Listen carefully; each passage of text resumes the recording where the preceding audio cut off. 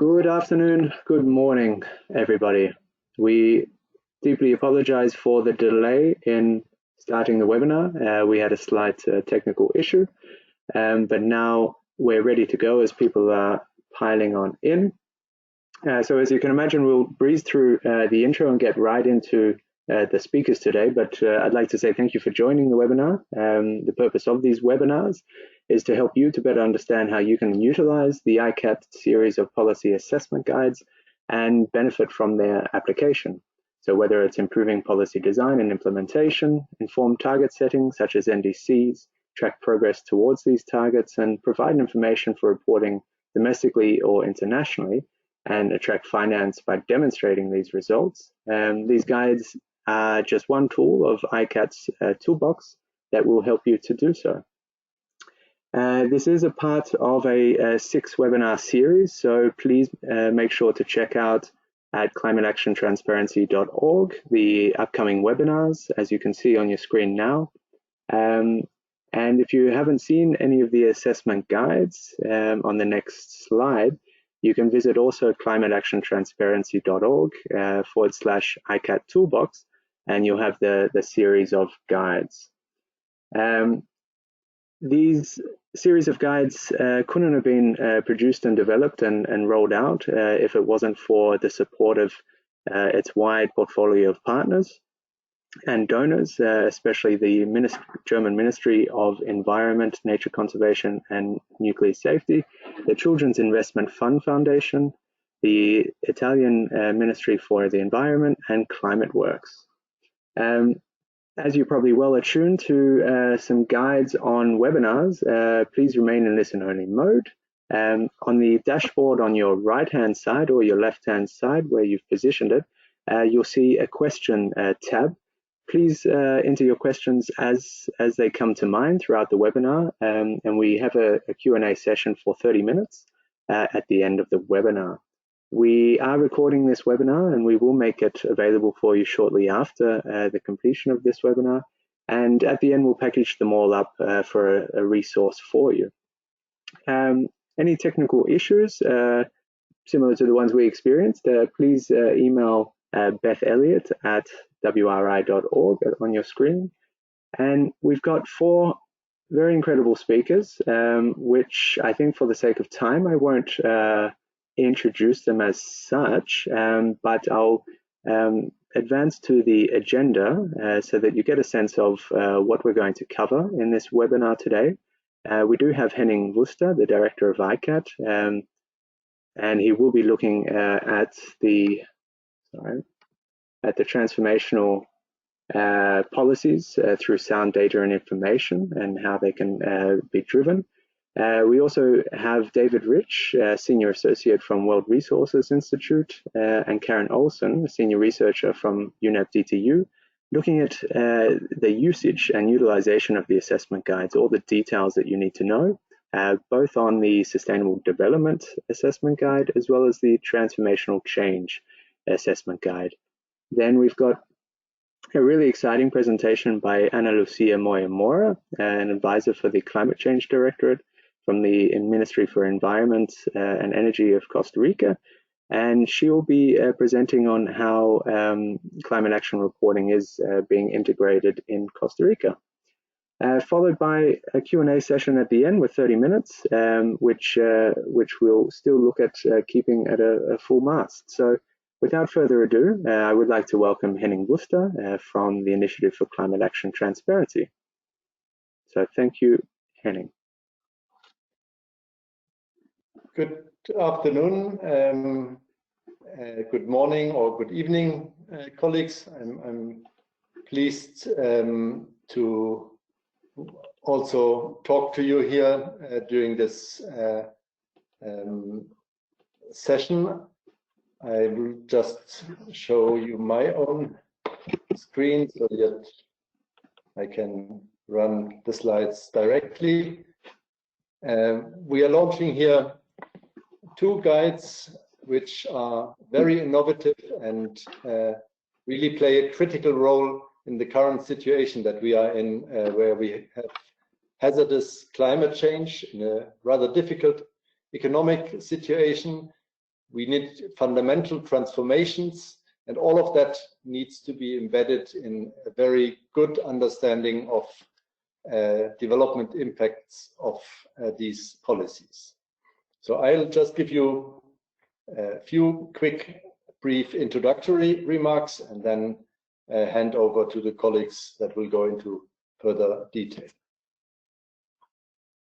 So just to start you off with the purpose of the ICAT series of assessment guides, which was prepared to support policymakers and those that assist them to assess a broad range of policy impacts in implementing the Paris Agreement.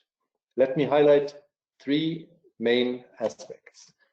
The first one is that the guides directly improve the effectiveness of policy design and implementation based on sound data and information.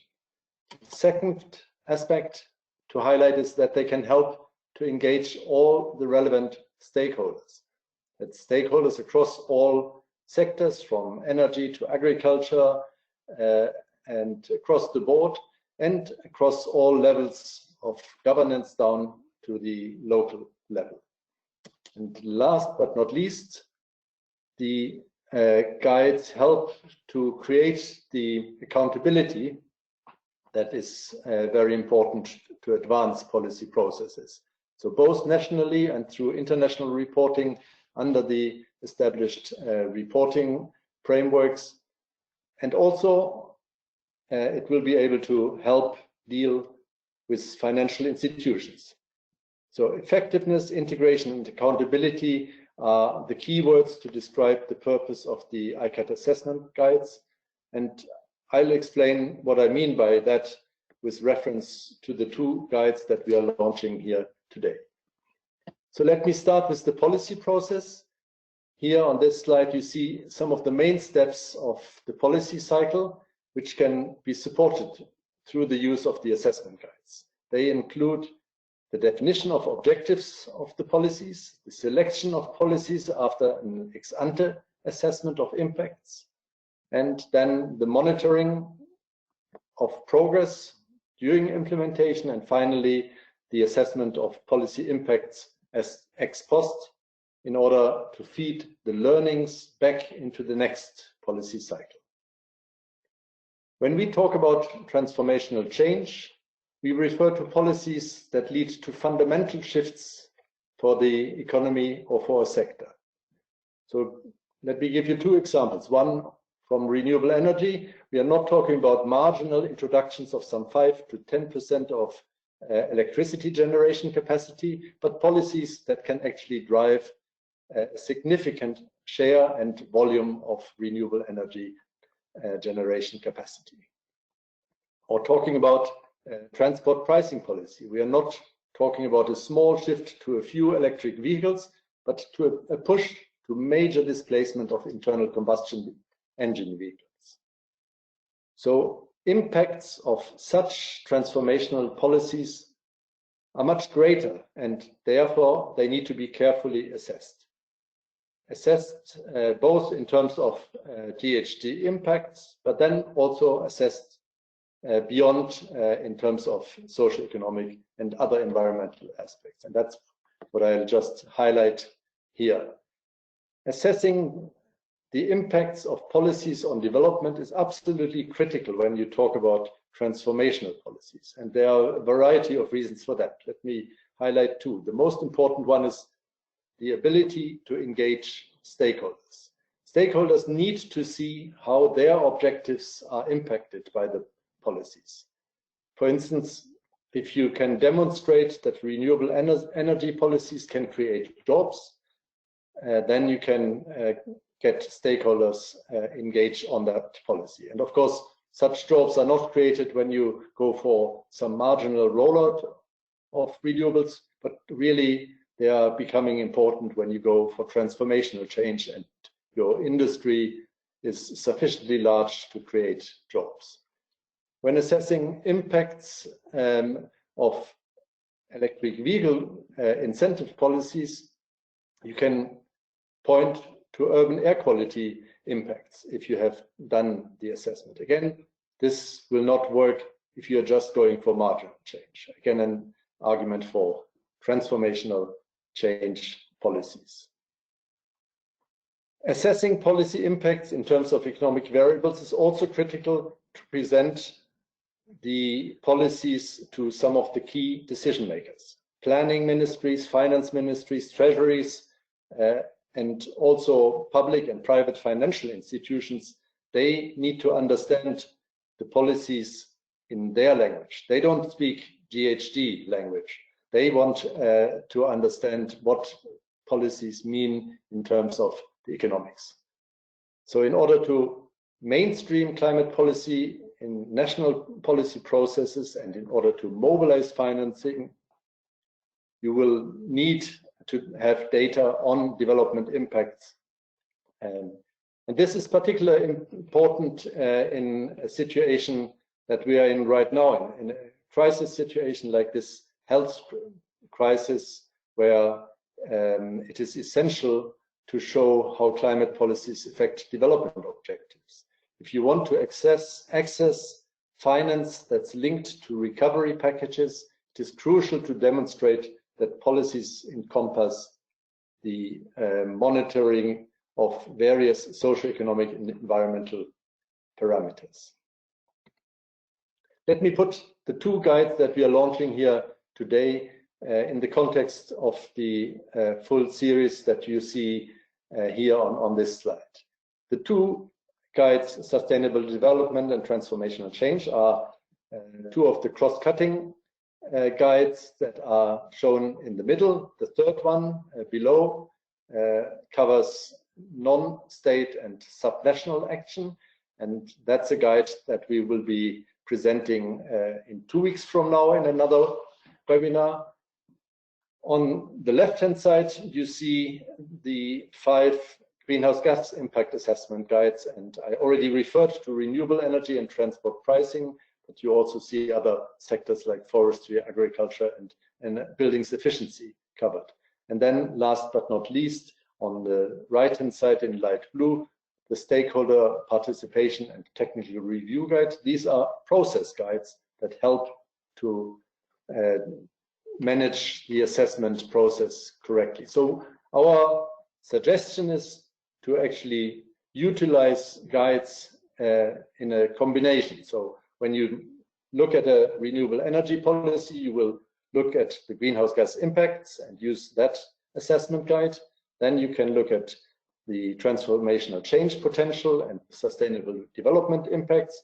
You can ensure a sound stakeholder participation and the robustness of assessment results through state-of-the-art technical review in applying then those process guides. ICAT supports countries in building up the transparency frameworks needed to create the data and the information that's required, and then to conduct such assessments. Our approach is to help countries prepare for effective policy processes. This will then in turn enable them to fulfill also their reporting obligations under the Paris Agreement. So it all fits together. Effectiveness, integration, and accountability are 3 aspects that are closely linked. Thank you very much.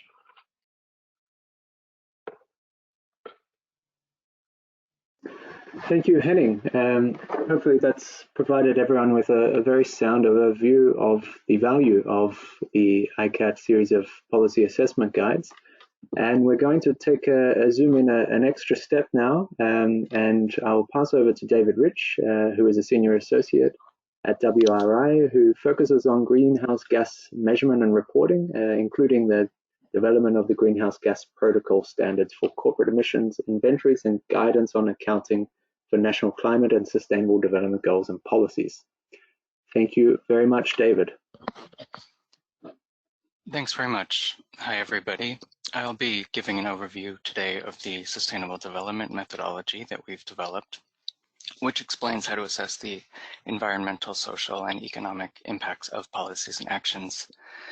The purpose of the methodology is to help Analysts and policymakers systematically assess the social, economic, and environmental impacts of policies in an integrated way.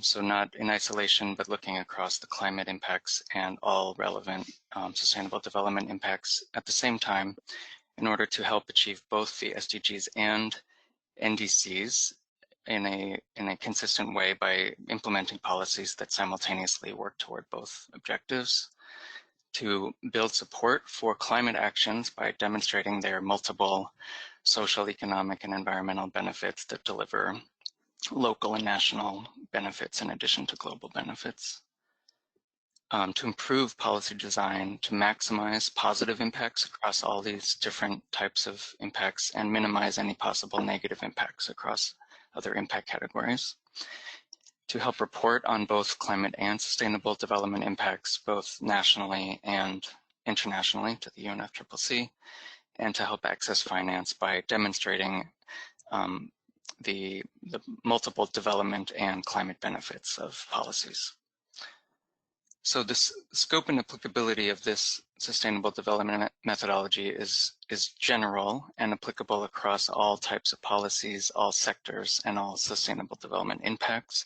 So it provides a general framework and procedure to follow to comprehensively consider and assess all types of impacts. It doesn't provide great depth on a particular impact category, but instead provides a comprehensive framework and procedure for assessing all types of sustainable development impacts. It includes both qualitative and quantitative approaches and allows you to choose which of those is most appropriate for your situation, or to follow the recommended approach, which is to follow both qualitative and quantitative approaches. It includes approaches for forward-looking or ex-ante and backward-looking or ex-post assessments, where forward-looking can be used to design policies and for planning purposes, and then you can include backward-looking assessments to understand what the impacts have been in practice after policy implementation. And to complement the general guidance, we have a set of resources that you could look into if you're interested for more detailed guidance and methods for specific impact categories such as jobs, health, air quality, etc., which is available at the ICAT website on the link on the screen. So in terms of the methodology itself, it's divided into 6 parts. Part 1 is introductory. Part 2 is about defining the scope of your assessment in terms of the sustainable development impacts that you are going to assess.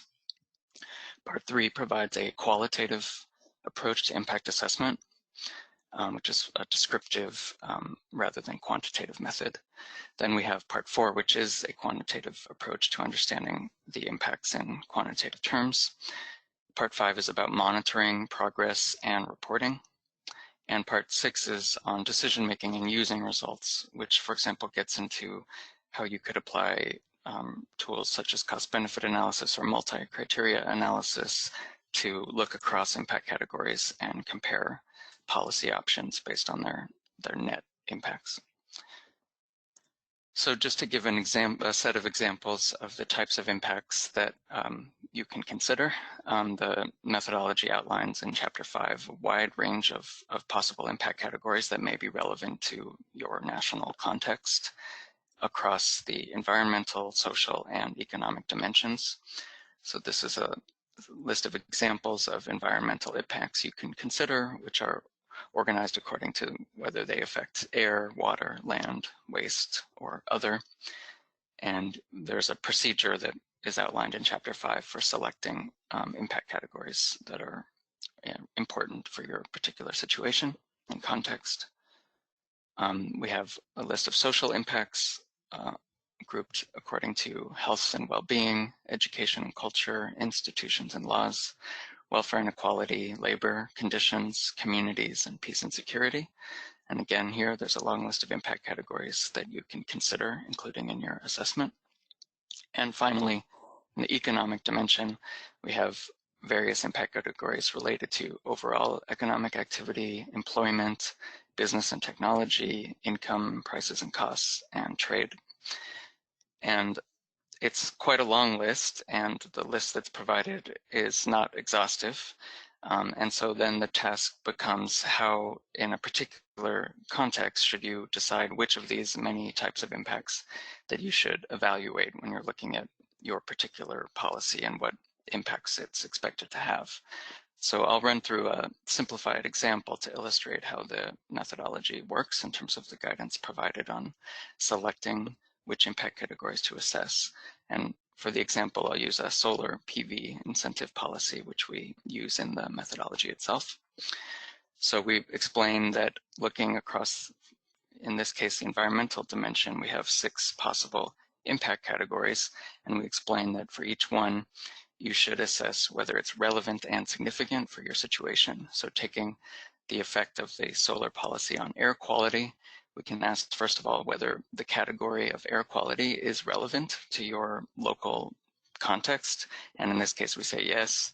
And this is determined by local or national policy objectives and priorities of stakeholders. And we recommend that stakeholders are consulted during this process of determining which impact categories to assess. The next criterion is significance, and here we say yes. This means, is the solar policy itself expected to significantly affect air quality? And in this case, we say yes, and this depends on the local context as well and the specific design of the policy in terms of whether it's expected to have a significant impact on each of these impact categories. And based on the fact that we've said yes, it's relevant, and yes, it's significant, we say yes, it should be therefore included in the assessment boundary. Because it's expected to significantly reduce air pollution by replacing fossil energy with solar energy. We go through the similar process for climate change, mitigation, and energy, and we find that the solar policy is likewise expected to have a relevant and significant impact on both, and therefore these are also included in the assessment boundary. When it comes to land use change, biodiversity, and soil quality, these are all very important objectives in the local context, and they're identified as very important by stakeholders, but the solar policy is not expected to have a significant effect on these 3 impact categories, and therefore they're not included in the assessment. They're important to the local context, but as a way of prioritizing which impacts are most affected by the policy itself, these are not included in the assessment boundary. Then we follow a very similar procedure for the social dimension, and here we have a list of 5 impact categories, all of which are determined to be relevant in the local context, and 3 of the 5 are determined to be significant in terms of the solar policy is expected to have a significant impact on 3 of them, but not 2 of them. And therefore, those 3 that are both relevant and significant are included in the assessment boundary. And finally, with the economic dimension, same process here. 4 of these 5 impact categories are relevant. They're also, the solar policy is expected to significantly affect all of them, and therefore 4 of the 5 are also included in the assessment boundary. And by going through this kind of prioritization process, we then end up with 10 impact categories across the 3 dimensions, which are included in the assessment. So in this case, the user will assess the impact of the solar policy on these 10 impact categories. So the next question is, how do you begin to do that? And taking just the example of jobs, the next step in the process in Chapter 6 is to go deeper into the jobs category and understand exactly how this particular solar policy in this particular country might affect jobs. And we have a tool called the causal chain, where you kind of understand the sequence of cause and effect relationships by implementing this policy, what impacts it might have on, in this case, jobs. And here we see that by installing more solar PV systems, there is expected to be an increase in jobs from the solar installation, operations, and maintenance sectors. Now we think also there will be increased electric generation from solar, which could lead to decreased demand for grid-connected electricity, which in this case come from coal and natural gas, and decreased demand for distributed generation, which in this case come from diesel generators. And so there could be a decrease in fossil fuel sector jobs depending on the scale of the solar policy and how much electric generation is being displaced or replaced with the solar energy. So this is something to consider, as maybe there's some positive impacts on jobs and potentially some negative impacts on jobs.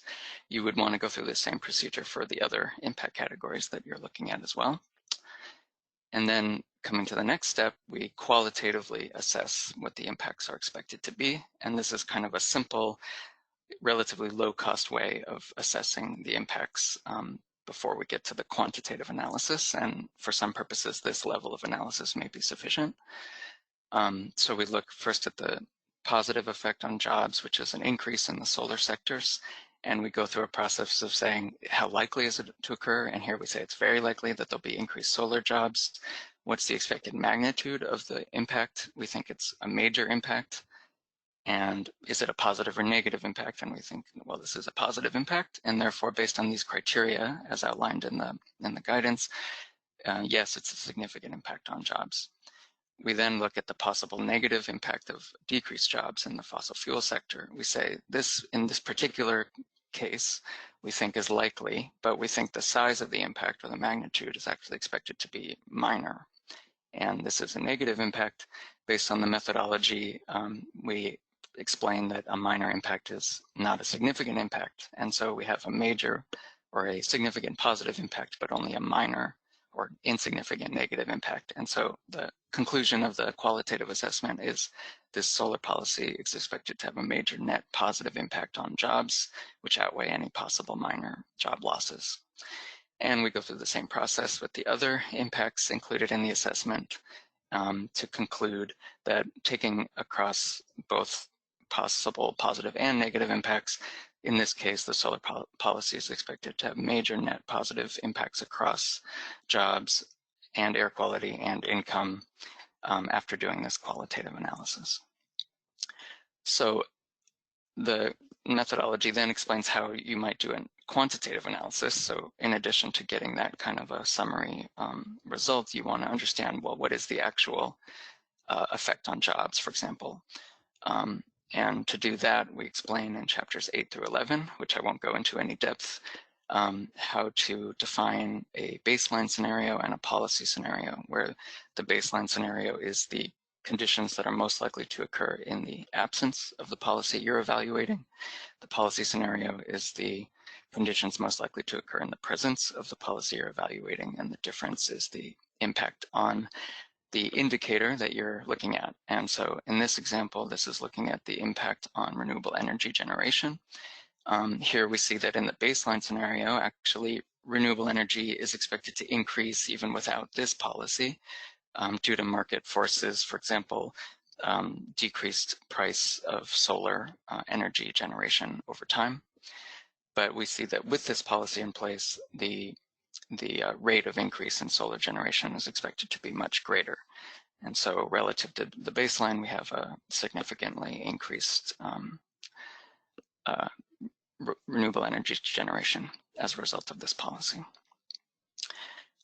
We have a chapter on monitoring performance over time, and here this is a simple method of just identifying key indicators that you want to track over time and just track their progress relative to historical values and in relation to goal values, just to make sure the indicators of interest are moving in the right direction. So the previous method explains how to attribute impacts to a policy by defining a baseline scenario. This approach doesn't attribute impacts to any particular policy, but it gives you a good indication of whether things are moving in the right direction, which is quite important. And finally, this is an example of a pilot case study included in the methodology, and this shows how, in the case of an assessment in Kenya, of how these results can be used to report progress towards the SDGs.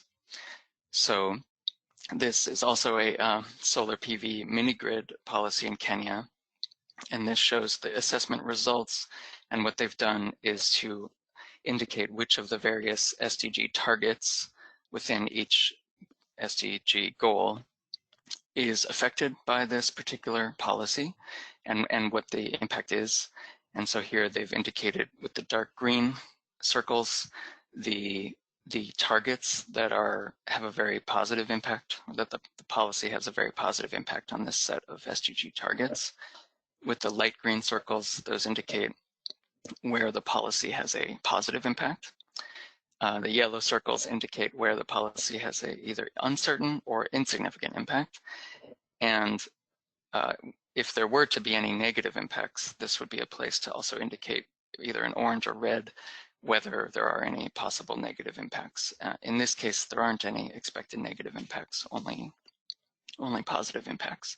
So this can be a very useful communication tool to kind of summarize what the expected effects are of this policy on a country in contributing to meeting the SDG goals and targets. So with that, I will hand it back over. Thanks very much.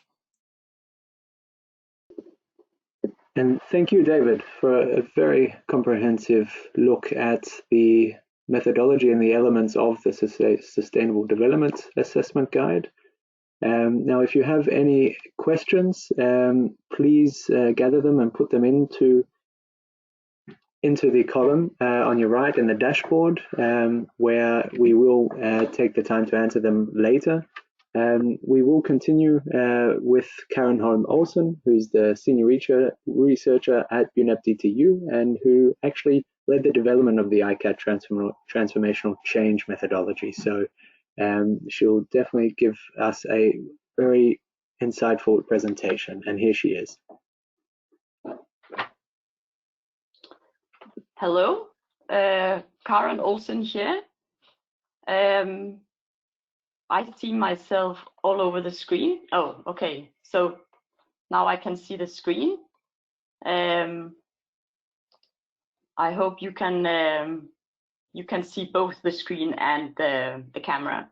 So I will introduce the transformational change methodology, which has been led by UNEP DTU Partnership jointly with the World Resources Institute, with a lot of great input from the technical working group and experts, also a drafting team contributing to develop the content of what this methodology is. But first, a little bit of background on understanding transformational change, the concept. When we started 4 years ago, everybody knew what sustainable development is, but it was not obvious what transformational change means. So this has become, I think, more clear in the recent years, particularly when we had the IPCC Special Report 1.5 in 2018, which speaks about the urgency of a transition towards sustainable development and net zero global greenhouse gas emissions by 2050 to stay on a 1.5 degree trajectory. And it is not only IPCC that talks more and more about transformational change, it is also from the 2030 Agenda, which has in its title, Transforming Our World, which aims to shift the whole world onto a sustainable and resilient path for all development issues, as you just heard, all the SDGs, not only climate change, which is SDG 13, but you could say that the climate agenda has also adopted the transformation narrative for pushing for a not only low carbon, but zero carbon and resilient development. We often hear the question, what is the difference between transformational change and normal change, such as incremental or reform, incremental change or reform? So looking at some types of change here, taking the example of energy. For transformational change to be, or for a change to be labeled transformational, it is more radical. For instance, here it is described as altogether abandoning fossil fuels, using 100% renewables to get to a zero carbon regime, as opposed to just doing a little better, which was more known as a low carbon regime. But in that sense, transformational change means system change or regime change towards achieving the global goals as defined by IPCC and also in the 2030 Agenda. And in this methodology, in ICAT, we define transformational change for mitigation. So it is quite a narrow definition, and it reads like this: a fundamental sustained change of a system that disrupts, establish high carbon practices and contributes to a zero carbon society in line with the Paris Agreement goal to limit global warming to 1.5 to 2 degrees and achieve United Nations SDGs. And the rest of the methodology essentially unpacks this definition, first by defining transformational impact in terms of outcomes for greenhouse gas emissions reductions and SDGs, but in terms of the scale and of the outcome and the sustained nature of outcomes to be in line with the global goals. And then it also describes processes of change in 4 categories: technology, agents, incentives, and norms that you could also say are the drivers of change. And going one step deeper, from the impact to the types of impact to the categories, we also describe characteristics of each of these categories. So for technology, we say this is consists of research and development, adoption of technology, and scale up of technology. And then we have, for all the process characteristics, we also have another category. So that's specific to a policy or action. You may want to define, for instance, we're doing an assessment right now where under norms, gender issues are considered to be important and potentially transformative. So instead of other, we add gender aspects and say this needs special attention for this policy. And for outcomes, we define the characteristics of scale as micro, medium, or macro level. And for the time aspect, it is short, medium, long term. And we'll get into the specifics of that. But looking at the methodology itself, what are the steps and objectives? Starting with the objectives, for users to start using it, they would ask, why do you want to assess transformational impact, and also explain it. And here there can be general objectives, such as understanding how the policy can help achieve multiple goals, attracting finance. As we also heard from Henning, we know a lot of finance mechanisms such as the Green Climate Fund, but also others are increasingly looking at transformational aspects as a criteria for giving finance, and also for general reporting and communication purposes. Specific objectives are related to whether the assessment is ex ante or ex post. For example, it could be to help improve the design. And for ex post, it is to evaluate transformational impact of a policy action over time, also to learn and inform future policy design, and during implementation, learning from experience. The steps of the methodology are similar to what you saw for sustainable development. All the ICAT methodologies follow the same overall steps or parts, as you see here. So going into the step of defining the assessment, we ask users to describe the vision for transformational change in terms of the impacts, transformational impacts desired.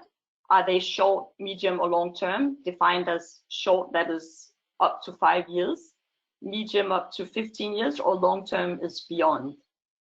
And also with regard to how, we ask users to describe how are actors political support and investments mobilized to implement the policy. And likewise for each of these sort of time dimensions, describing the vision.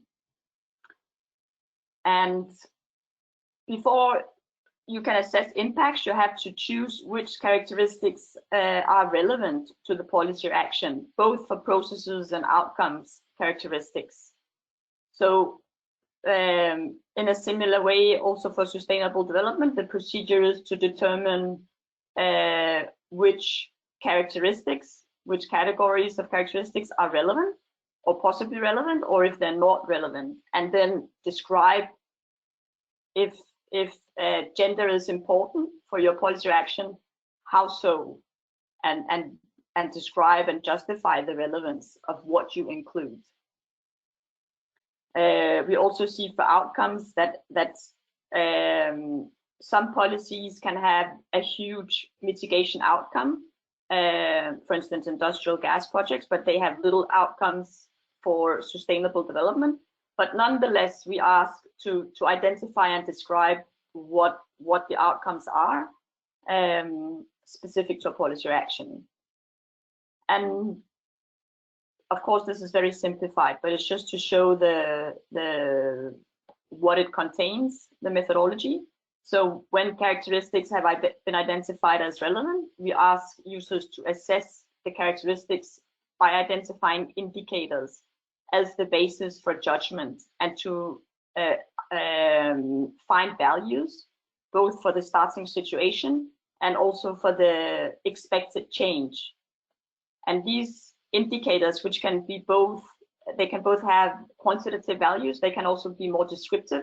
Sometimes a narrative can say more, or you can have both. But the indicators and the values will be the basis for a qualitative scoring, which is what you see here, the scale for scoring. So essentially it is a subjective judgment, but it is transparent based on the indicator values and this procedure for scoring. And when you do that, you will have a result which looks like this. We call it the transformational impact matrix, also using the solar PV example. So on the outcome dimension, you will be able to assess the extent and sustained nature of transformation in terms of whether this outcome is negative, there's no impact, is it minor, moderate, or major. And for the processes of change, there's also an aggregation of your assessment so that you can end up with a more holistic judgment regarding the likelihood of transformation. Is it very unlikely to happen? Unlikely, possible, likely, or very likely? And then you hope to be as far up in the green corner as possible to be the most transformational. And similar to other ICAT methodologies, we have guidance on monitoring, asking users to consider these aspects, such as roles and responsibilities, who collects data, over what period of time, how do you keep a record, what's the information system, what competences are needed, quality assurance, and so on. And for reporting, the methodology recommends information to report following all the steps of the methodology, as you see here from 2, 4, 5, report the objectives, be explicit what they are, and so on. And we also provide templates, 2 templates. One is for assessment, which helps users capture the results. This is more for internal use, whereas the reporting template helps users to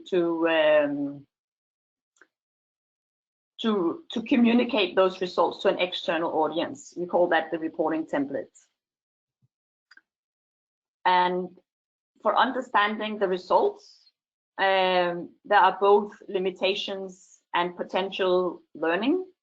So for the limitations, we flag that this is, with the scoring approach, essentially a qualitative assessment. And this is, even though we could have made it quantitatively, we thought that it is better to be approximately right than exactly wrong. There's a lot of judgment involved. And I think by having the scoring approach and saying this is essentially a qualitative assessment, this is clear. And it is both, you could say, a strength, but also a limitation of the methodology, that there is a lot of uncertainty. But it also gives flexibility in choosing what level of effort is appropriate to the needs.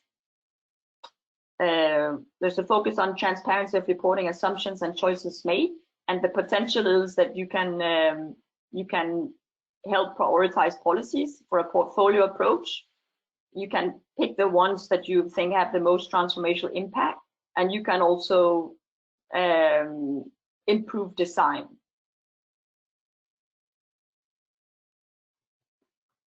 And last, taking the example of a case study using the energy efficiency master plan from Tonga. The results on outcome is that the extent of transformation expected to be achieved by the master plan is moderate, and the outcome is possibly sustained over time. If implemented, it is expected to result in greenhouse gas emission reductions and moderate sustainable development impacts, such as job creation, energy security, and reduced energy intensity on a multi-scale level. But doing the exercise created a lot of learning for the ones that did it, and it can also help communicate the potential of a policy. So I will stop here. Yes, thank you, Karen.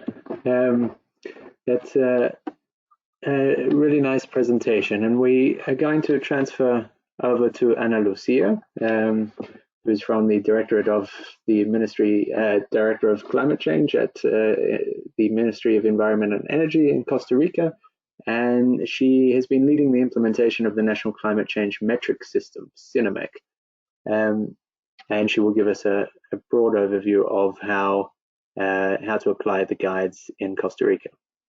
Thank you, Ana Lucia.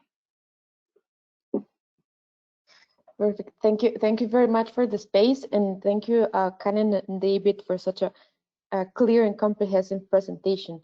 I just want to confirm that my screen is visible, right? We hear you loud and clear, and we see your presentation. Okay. So perfect. So I'm going to give you a brief overview of how Costa Rica is designing and implementing the first phase of an integrated climate action reporting that integrates the mitigation part with the SDGs estimation impacts, and also integrating a component with transformation and change impacts. So first, let me see, because here, yes. First, I want to briefly discuss why this is important for Costa Rica, why it is important to link sustainable development, transformation, change with climate action. So for Costa Rica actually understands sustainable development and climate action closely related. We understand, because of the way Costa Rica has developed, that has a strong economical component on our ecotourism. We understand that the ecological part, the embracing of the climate change agenda, is quite important in order for have a development that is inclusive and that actually improves the well-being of the society. But this seems quite clear conceptually, but when we translate it into practice, it's actually not that clear, because we have had the development agenda still a little bit far from the climate change agenda. We have a decarbonization plan that sets targets for Costa Rica to become a net zero economy, a net zero country actually by 2050. And then we have the development plan of Costa Rica that has some climate targets, but it's not actually integrated. So that synergy and that connection is still something that we lack, and we think it is crucial in order to have a clear development path, to integrate several actors into the same agenda, and to have common goals between the climate change plans and also the, for example, the transport plans and the agriculture plans and the economical plans. And this even takes more importance in the post-COVID context, because there are a lot of discussions about what should be the best path for Costa Rica in order to reactivate the economy after this crisis. And what we are doing is actually trying to demonstrate that the transformation that climate change and this economic plan that we have, the transformation required in order to have a net zero country by 2050 is the best transition that also fits the post-COVID world, right? Because it's a green growth, is a transformation that is going to be more inclusive. So for us, this inclusion and this integration of the sustainable development, the climate change agenda, in order to understand how this can transform the society, is crucial to be more clear, and that is why we are working so hard on this. And in this process of we knowing that we actually needed to go through this path, we found the ICAT guidances, and for us it was actually quite useful because there are several, particularly regarding sustainable developments, there are several guidelines out there, but this guideline, the ICAT one, is a comprehensive framework that integrates several visions of sustainable development analysis that are out there, and that it gives us a way of standardize a clear methodology. And regarding the transformational change one, there is actually not a clear methodology on how to estimate this. As Karen was mentioning, we have done some estimations for some finance institutions, but they were not done in a standardized way. So therefore, we have some transformation change estimations that might not fit each other because they're not that transparent.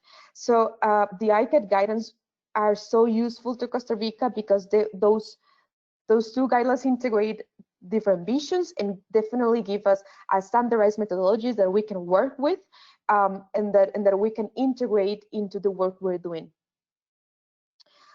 So Costa Rica, what does Costa Rica do with the ICAT guidances?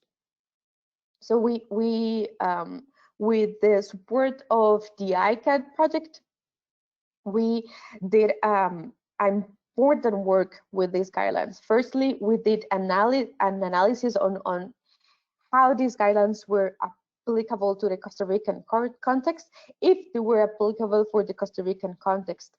And then we did some very constructive discussions with the main stakeholders for the climate action in Costa Rica, trying to understand if this is something that we needed, if we actually needed to improve the way we were measuring and estimating the SDGs, the sustainable development impacts on climate action, and if a standard methodology for transformational change was useful. And we discovered that all the stakeholders agree that actually was something that was lacking, and that it is and that this brings added value to the climate action in Costa Rica. So with the input of the stakeholders of climate action in Costa Rica, we designed a concept of how to integrate the estimation of sustainable development and transformational change in a mitigation action registry, and did some first basic pilots of the transformational change guidance, particularly into one mitigation action that we have, that is the NAMA Cafe, that is NAMA Coffee. And this is basically the result we have. I'm going to go quite briefly on this. So we developed this concept that is based on the ICAT concept that Karen just explained before, that we understand that the impact on greenhouse gas emissions, meaning the mitigation impact, plus the impact on co-benefits of these climate actions related to the Sustainable Development Goals is going to give us, and these two impacts sustained in time are going to give us the transformational change potential or impact of the mitigation actions. Mitigation actions, we understand them as policies, plans, or projects. And we are relating the impact on greenhouse gas emissions with the goal of the National Decarbonization Plan. That, as I was mentioning before, the goal of this plan is to become a net zero, a country net zero emissions by 2050. Therefore, that is our bar. How one mitigation action particularly can reduce, and how and what amount of reductions is this particularly mitigation actions bringing. And the wait a minute, yes, this is what I was mentioning. These are the modeling that we did for the decarbonization plan, and what are the contributions that need to be reduced by the transport sector and the agriculture sector and the waste sector. And we understand the impact on co-benefits related to Sustainable Development Goals and to the particular targets and indicators that Costa Rica measures. And this is also something that was quite useful for us, is that these two frameworks, the ICAT Transformation Change and the ICAT Sustainable Development Guidelines, they provide us with the tools to integrate previous work that we have done before. This is an analysis that we did on the different interactions of the NDCs and some climate policies that we have with the Sustainable Development Goals. If you see, these are the purple ones are the Sustainable Development Goals, and the rest of the circles are the targets set it in the target and climate actions set it on some different policies and on the NDC. And what we did was understanding how they're interacting, and the red ones are bad interactions, and the red lines are bad interactions, and the green ones are good interactions. And it gave us an idea of how many positive interactions we have between the NDCs and the SDGs. And this is when we segregate this into particular goals. And this was quite useful for us because we had a baseline on how to start applying these guidelines, and we had a baseline of understanding how these interactions and what are these interactions. Okay, what barriers and challenges Costa Rica faced applying these guidelines? First, it is important to mention that they are quite long, and that they are very they require a lot of time to be understood and to actually fill the information that they required. And sometimes we don't have the information because we were applying these guidelines to mitigation actions that were already being implemented. So sometimes when they were designed, they weren't thought for being applied to frameworks like this. So it is also very time consuming to be able to gather all the information. And then the other barrier that we face, or challenge that we face, is that both have an important subjective component. And as Karen mentioned, this can be a little bit, the subjective component can be made transparent in a way that anyone understands how this subjective component was applied, but still is something that is a barrier because when someone, from, for example, a different ministry, for example, if we want a person from the Ministry of Agriculture to fill this information for us. Maybe they will fill it in a different way that if someone from the Climate Change Directorate will fill it. And that is something that then requires that there's a very close teamwork between the people that are doing the process of filling this information, and that also requires more time. So what are the next steps for Costa Rica in order to integrate the estimation of sustainable development and transformational change in the climate action registry of Costa Rica?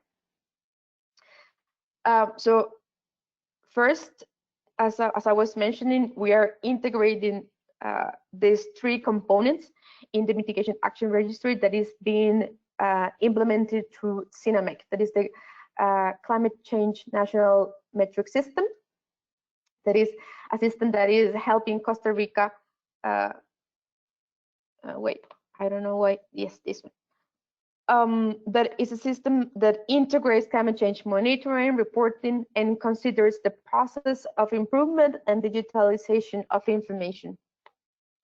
So it considers the capturing part, the process part, reporting, ensuring visualization, and then this information is expected to be used for better decision making. So what we're doing is we're taking these guidelines that are in paper or PDFs, that we know paper now, and we're translating it to a tool that can be filled by the responsible of the different mitigation actions, and that can and the information that is inputted there can be useful not just for the particular registry of the mitigation action, but it also can be useful for other for modeling tools, for example. It also can be accessible in open format for different stakeholders that might find useful the amount of information that is captured and processed in order to fill this information. And this is the website if you might want to check it. And yeah, so this is just to sum it up what we're doing with this. We have the basic CINAMEC guidance, is something that we have already implemented. That is the greenhouse gas mitigation chapter. That chapter is based on the policy and action standard of WRI. And then we are designing a reinforced and full guidance vision that is going to be based on the ICAT guideline of sustainable development and on the ICAT guideline of transformational change. And now we're starting to work on the phase 2 of the ICAT project in Costa Rica. The first point of this work is going to customize these guidelines for Costa Rica, basically in order to just make it a little bit shorter, in order to ensure that the different stakeholders are going to have the time and the resources required to fill the information without making the process more, ensuring that the information chapter and the analysis can be useful, but yeah, like just contextualizing what is important for Costa Rica. And we're going to pilot these customized guidelines in 3 sectors. And we're going to train key stakeholders on how to fill these guidelines and on the concepts required for filling these guidelines. Then we plan to pilot the results of the transformational change application as a criteria for export credits, for export carbon credits, and in the context of the Costa Rican compensation mechanism, and also as an additionality criteria for the big climate mitigation actions on the Costa Rican compensation mechanism. And I'm just about to finish. Why this is important for us? Why will the reinforced version of the mitigation climate action registry will be useful? So first, we think that this is going to be useful because this will give us a better understanding of the different synergies between climate action, sustainable development, and transformational change. This is also quite useful because it gives us a way of translating climate action into different languages, as Henny was mentioning in the beginning, and integrating more stakeholders. Then it gives us a standard methodology for estimating the impact of sustainable development and transformation change in climate action. It improves the registry of climate mitigation actions and improves our reporting capacities. It gives us a tool for doing better decision making, and also it gives us data for having better input for the modeling tools. We're doing also some improvements on our modeling capacity, and this information is quite useful for improving the with policies and without policies scenarios that we use for the analysis of the advances of the plans in Costa Rica and of the NDC of Costa Rica. So that's all from my side, and I'm going to give it back to Josh, and thank you very much for the attention. Yeah, thank you so much, Ana Lucia. Really impressive what you're doing there in Costa Rica and in the phase 2 of the ICAT project. Now, I'd like to say a really huge thank you to all the presenters and speakers thus far. We've really gone on a journey since the beginning and taken us through both the sustainable development and the transformational change methodologies, but also how to what it looks like in a real case example in Costa Rica. Now comes the fun bit, where you've listened patiently, and now you get to ask the questions. And we've got some really interesting questions that have come through. So if you want to take the time as well to, in the right-hand column, you'll see among the handouts, the presentations, in case you need to refer back to one of the slides you've seen to make your question. And then in an additional tab, there's questions that you can type your question into, and we'll answer it in the next 16 minutes. So the first question we have is for Henning Wuster, the ICAT director. And the questioner is asking about how ICAT determined the structure or the overarching framework of the assessment guides. Thank you very much, and also from my side, thanks to the presenters for excellent presentations. ICAT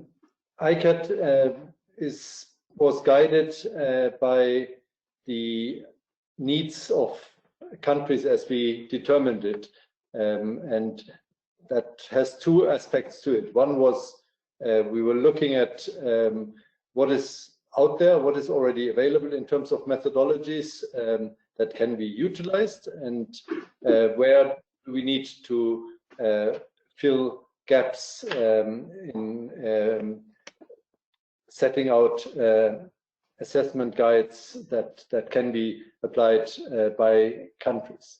So we had a process at the beginning of expert assessment, and then came up with the 10 assessment guides that were now finalized and have now been published. Of course, there are other areas which we haven't covered, where we believe there may be other methodologies already prepared from others, institutions or initiatives.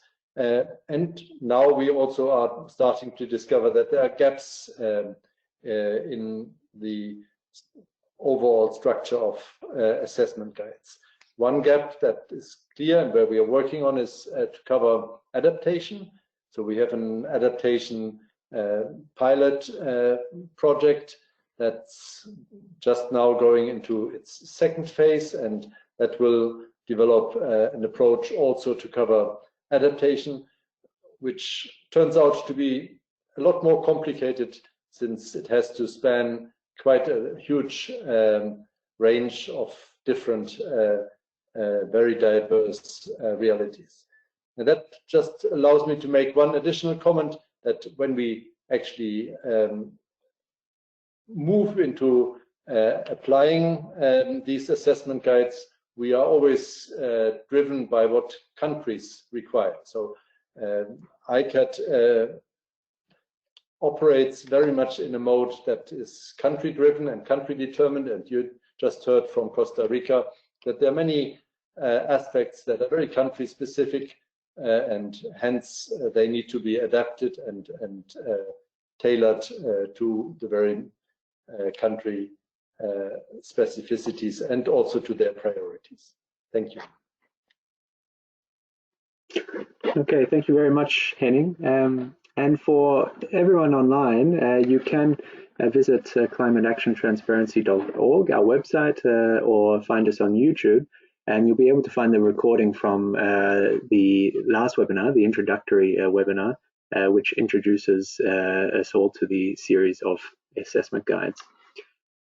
Our next question is for David from WRI, and our questioner asks whether water, agriculture and food and the environment, that because they're interlinked, he or she would like to see them to come together to better achieve the SDGs. How would you recommend, or is there a guide to do this, and how could the different stakeholders bring them together to work as one? Yes, thank you. Thanks for that question.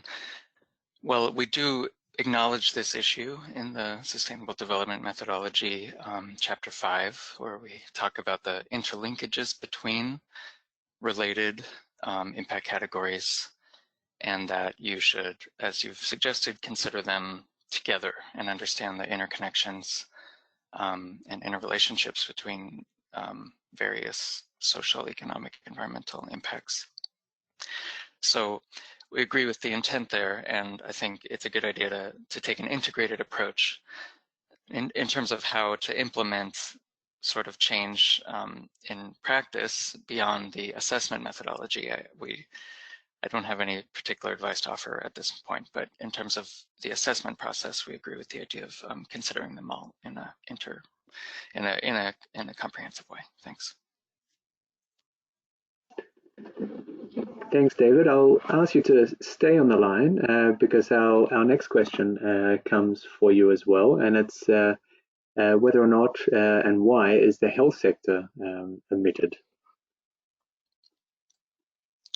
The health is included and is a very important impact category to consider whenever the policy you're evaluating may have an impact on health, either positive or negative. So it is included, and as I explained in my presentation, the process would be to understand the extent of the impact of the policy on health. But by all means, we encourage you to consider that when it's relevant. Yeah. Thanks, David. Our next question is for Karen, and our questioner is asking if you could explain a bit more on how to identify the various gender issues when it comes to inclusion.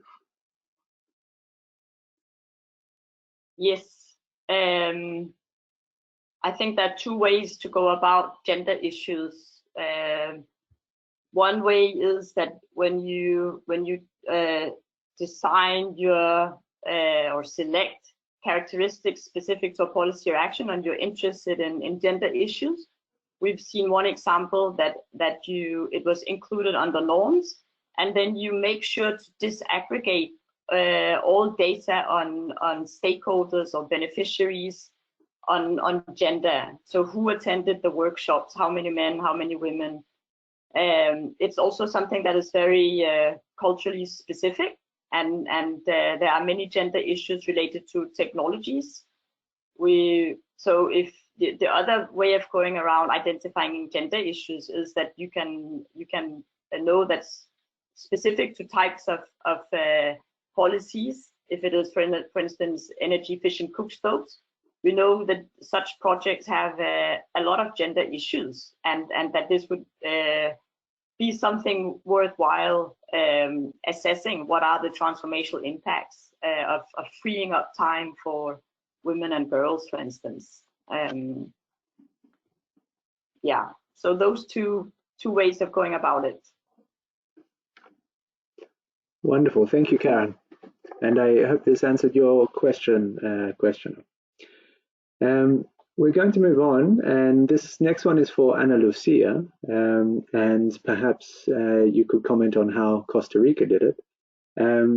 Scoring and identifying various social elements is important, but do the guides also outline the next steps, such as how to design a portfolio of measures and how to use this information?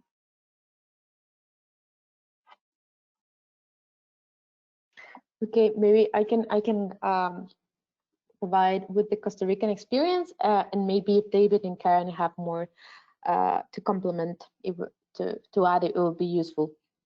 So the guidelines don't actually give advice on what to do with the information.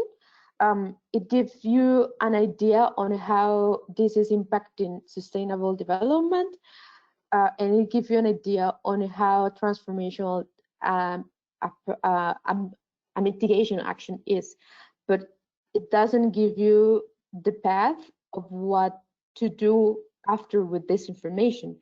And this is where it takes the governments or the different ministries. I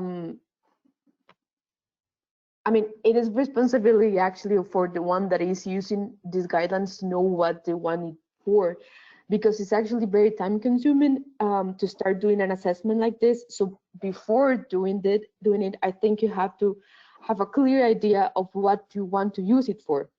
If you want to use it because you want to standardize, or you want to apply to a finance to finance your mitigation action, or if what you want to do is to use it for monitoring how this is impacting through time, or if you want to do is that at the beginning or at the end of the implementation of the mitigation action, you want to know how it might impact sustainable development and transformational change. So it's not that clear on that point, but I think this is actually quite flexible to countries and to ministries to understand why this information is useful and what they want it for.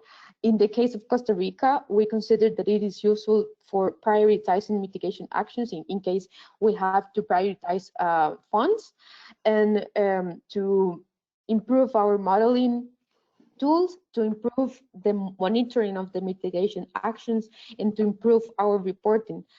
For example, our reporting to the BURs and soon BTRs, in order to be able to include how the mitigation actions are impacting not only on the mitigation part, but also on the sustainable development and transformational change, in a way to have a tool to integrate different stakeholders more than just the directly involved in climate work. Would Karen or David like to complement that with anything? Yes, I can comment on the question regarding the portfolio approach. So it is true that the ICAT methodologies are designed for assessment of single interventions, and that when we work with countries, we see often that there is a need to assess a portfolio of policies and actions for NDC implementation in a sector. So what is the sort of aggregated transformational impact of a portfolio of policies and actions?